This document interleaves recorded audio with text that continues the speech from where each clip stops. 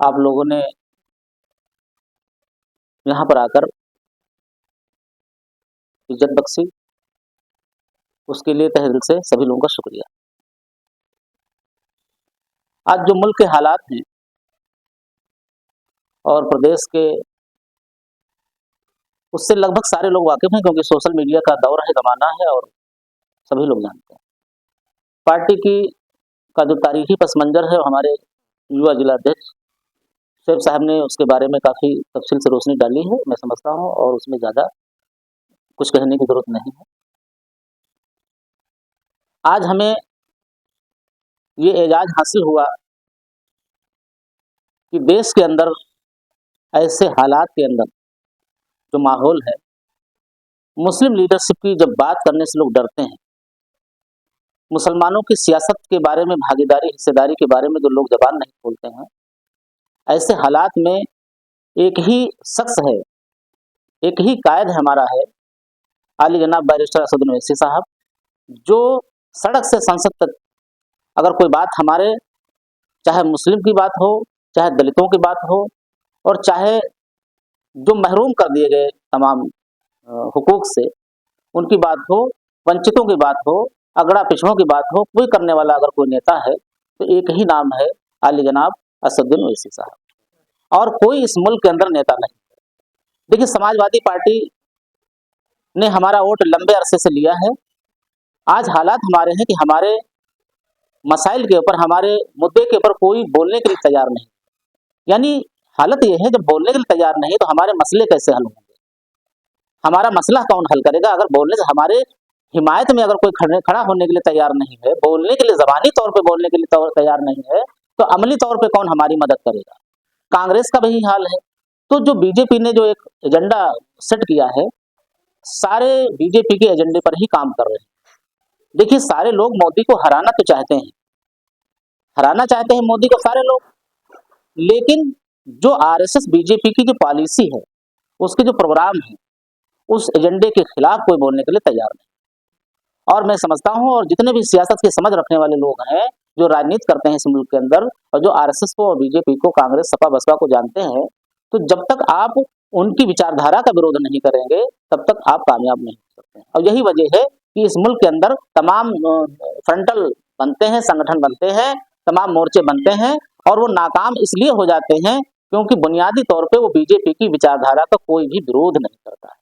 और जब तक हम वैचारिक संघर्ष नहीं करेंगे उनके खिलाफ, और वो एक ही इंसान है, ओवैसी साहब, हमारे कायद के अलावा आरएसएस के एजेंडे के खिलाफ कोई बोलने के लिए तैयार नहीं। इसलिए सही माने में बीजेपी के खिलाफ अमली तौर पे अगर कोई है तो हमारी पार्टी है। हमारी पार्टी ईमानदारी से सही माने में इस बीजेपी को सत्ता से बाहर देखना चाहती है, और बाकी लोग जो है कहीं ना कहीं बीजेपी से मिले हुए हैं और बीजेपी को ही सत्ता में देखना चाहते हैं।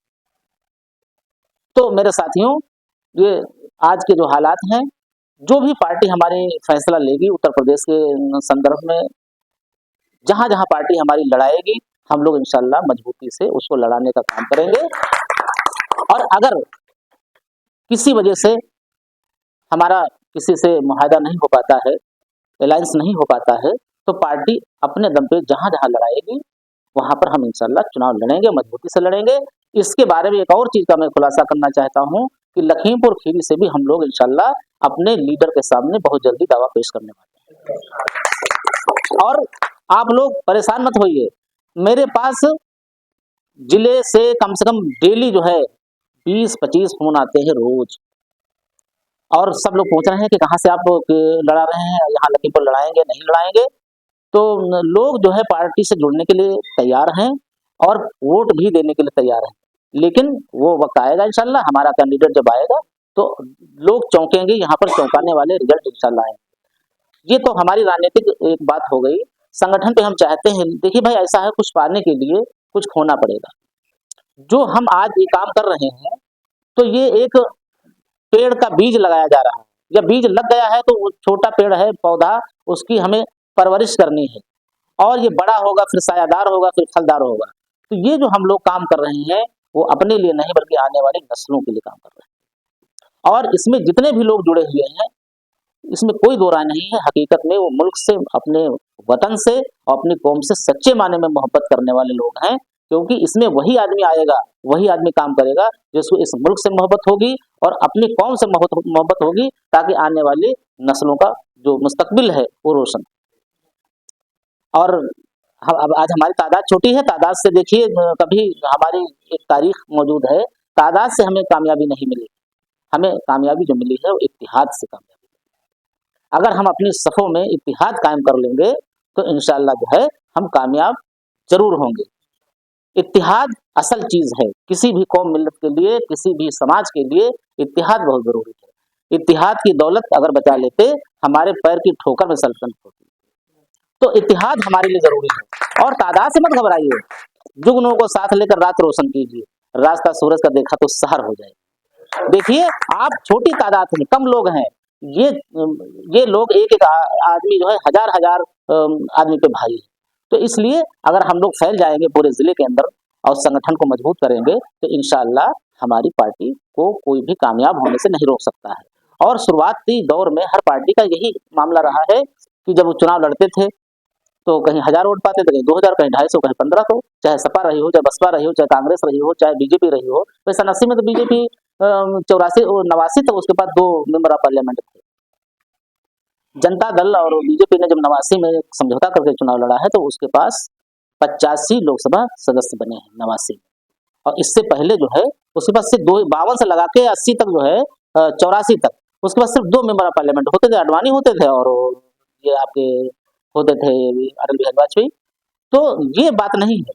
देखिए, शुरुआत हर आदमी की संघर्ष से ही होती है, बगैर संघर्ष के कोई भी पार्टी, कोई संगठन नहीं आगे बढ़ सकता है। तो संघर्ष करना बहुत जरूरी है। तो अगर हम संघर्ष करेंगे, हमारे राष्ट्रीय अध्यक्ष बहुत मेहनत करते हैं, जितनी वो मेहनत करते हैं, जितनी उनको फिक्र है और जितनी वो लोग काम करते हैं, अगर इतना एक एक बंदा सोच ले कि हम मेहनत करेंगे तो इंशाल्लाह पार्टी बहुत तेजी से मजबूत हो जाएगी और हमें बहुत बड़ी कामयाबी हासिल होगी। इसलिए मैं अपने सभी साथियों से मैं गुजारिश करूंगा कि देखिए भाई, जिंदगी के जो हालात हैं, सारे काम जरूरी है। जैसे हम, हमारी दुकान है, हम दुकान छोड़ के यहाँ बैठे हुए हैं। वालेकुम सलाम, खैरियत है? आइए आइए आइए, इधर आइए, आइए। और ठीक है, आइए बैठिए बैठिए। अस्सलाम वालेकुम।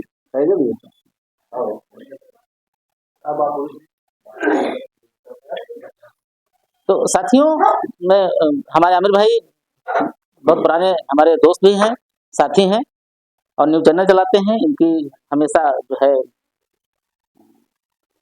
जो है सहयोग मिला है।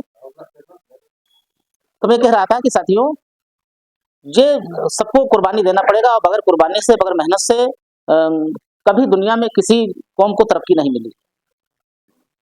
तमाम लोगों का ये ख्याल है कि मुस्लिम जो कौम है वो हासिल सब कुछ करना चाहती है, लेकिन मेहनत नहीं करना चाहती, संघर्ष नहीं करना चाहती है। और आपके मुस्तकबिल का फैसला दूसरा नहीं करेगा, आपको खुद करना पड़ेगा। हर पार्टी के पीछे पिछलग्गू होकर आप अपना मुस्तकबिल रोशन नहीं कर सकते। इसलिए आपकी अपनी पार्टी, अपनी क़यादत ही आपको कामयाब करेगी। और यही दुनिया का दस्तूर है। जिन कौमों ने, जिन लोगों ने पार्टी बनाई, अपनी लीडरशिप खड़ी की, उनको ही इस दुनिया में इज्जत मिली, वकार मिला, बुलंदी मिली और उनको इक़्तिदार मिला।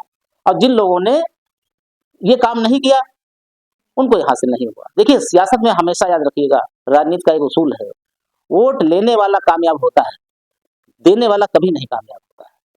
हमने वोट देना सीखा, इसलिए हम नाकाम हैं। और अगर हम वोट लेने वाले बन जाएंगे, जो कौमें वोट ले रही है वो कामयाब है। यादव ने पार्टी बनाई, वोट ले रहा हमारा, अब वो मुख्यमंत्री बन गया। दलित समाज की बेटी ने वोट हमसे लिया, मुख्यमंत्री बन गई। कांग्रेस 70 साल से वोट ले रही, हमारा खून चूस रही और वो इक़्तिदार में है।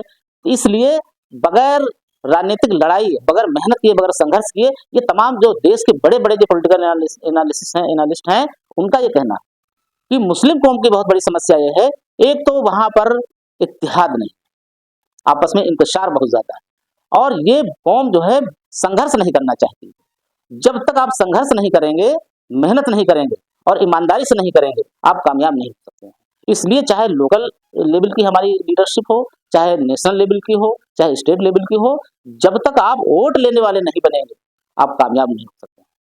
इसलिए साथियों, ये बेहतरीन मौका है, अंधेरी रात नाम नहीं लेती ढलने का, और यही तो वक्त है सूरज के निकलने का। मैं समझता हूँ ये जो मुल्क के हालात हैं, इन्होंने हमें एक बेहतरीन मौका दिया। आज के दौर में हम किसी को न जिताने की पोजीशन में हैं, न किसी को हराने की पोजीशन में हैं, लेकिन अल्लाह ने हमें एक बेहतरीन मौका दिया है कि हम अपनी क़यादत को और अपनी सियासत ताकत को बनाने का बेहतरीन हम मौका अल्लाह ने हमें फराहम किया है और इस मौके का हमको फ़ायदा उठाना चाहिए। अब हमारे आमिर भाई आ गए हैं, इंशाअल्लाह बाइट होगी। अब इसके साथ मैं अपनी बात को ख़त्म करता हूँ। अस्सलाम वालेकुम।